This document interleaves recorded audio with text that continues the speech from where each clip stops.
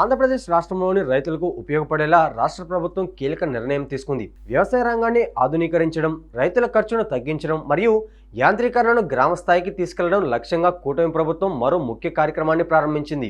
రైతులకు తక్కువ అద్దెతో వ్యవసాయ యంత్ర పరికరాలు అందించే విధానాన్ని అమలు చేస్తూ డిజిటల్ సదుపాయాల ద్వారా నేరుగా బుకింగ్ చేసుకునే అవకాశాన్ని కల్పించింది.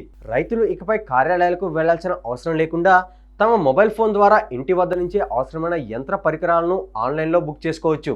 రాష్ట్రంలోని ఏ జిల్లాకు చెందిన రైతులైనా ఈ అవకాశాన్ని వినియోగించుకోవచ్చు. రైతులకు అవసరమైన ట్రాక్టర్లు, పవర్ టిల్లర్లు, కంబైన్ హార్వెస్టర్లు, బేలర్లు వంటి ముఖ్య వ్యవసాయ యంత్రాలను ప్రభుత్వం తక్కువ అద్దెతో అందిస్తుంది. రైతులు తమ సమీపంలోని యంత్ర సేవా ప్రదాతల నుంచి ఈ పరికరాలను పొందే విధంగా వ్యవస్థను రూపొందించింది. ఈ ప్రక్రియను సులభతరం చేయడానికి రాష్ట్ర వ్యవసాయ శాఖ 2 ప్రత్యేక మొబైల్ యాప్లను అందుబాటులోకి తీసుకొచ్చింది. అవి APAIMS 2.0 మరియు ఊబరైజేషన్ ఆఫ్ కిసాన్ డ్రోన్స్. ఈ యాప్లు గూగుల్ ప్లే స్టోర్లో అందుబాటులో ఉన్నాయి. సాధారణ వ్యవసాయ యంత్ర పరికరాల బుకింగ్ కోసం APAIMS 2.0 యాప్ను ఉపయోగించాలి. కిసాన్ డ్రోన్ల సేవలు పొందేందుకు ప్రత్యేకంగా ఊబరైజేషన్ ఆఫ్ కిసాన్ డ్రోన్స్ యాప్ను డౌన్లోడ్ చేసుకోవాలని వ్యవసాయ శాఖ స్పష్టం చేసింది. డ్రోన్ల ద్వారా పిచికారీ వంటి ఆధునిక సేవలను రైతులు సులభంగా పొందగలరు.